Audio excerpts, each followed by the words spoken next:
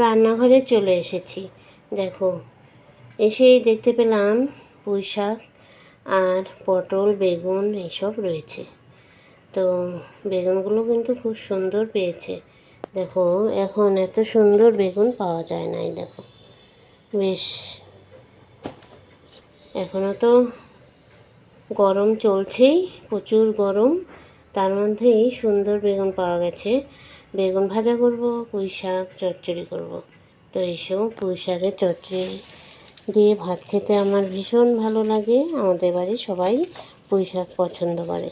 তো পুঁই শাকগুলো দেখতেও ভালো আছে। আমি এখন পুঁই শাকটা কেটে বেছে ধুয়ে নেব, নিয়ে পুঁই শাকের চচ্চড়িটা করে নিই। আর সঙ্গে থাকবে ডাল। আর ভাবছি ডাল, পুঁই শাকের চচ্চড়ি আর পটলগুলো নিয়ে এসেছে, পটল ভাজা, এই আর কি আজকের আমাদের খাবার।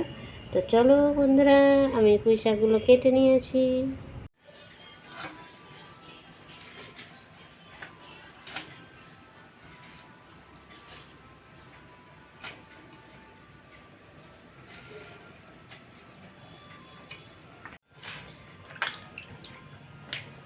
বেগুন ভাজা কেটে নিলাম, আর এই যে এখানে পটল লম্বা লম্বা করে 4 খণ্ড করে নিয়েছি। এটা পুঁই শাকের চচ্চড়িতে দিব। তো আমি মাঝে মাঝে পুঁই শাকের চচ্চড়ি করলে পটল লম্বা লম্বা করে দিই, খেতে ভালো লাগে। এখন ভালো করে শাকগুলো ধুয়ে নেব। অনেকগুলো জল দেব আর 2-3 বার করে ধুয়ে নেব।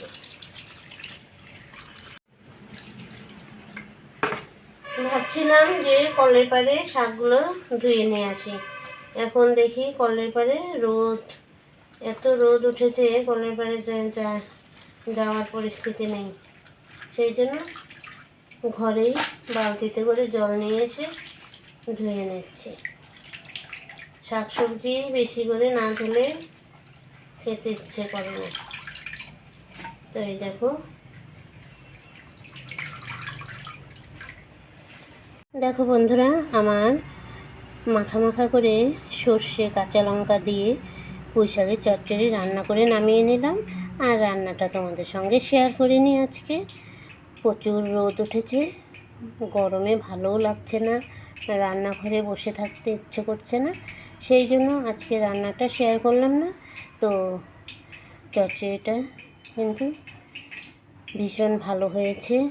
আর সর্ষে কাঁচা লঙ্কা দিয়েই করেছি।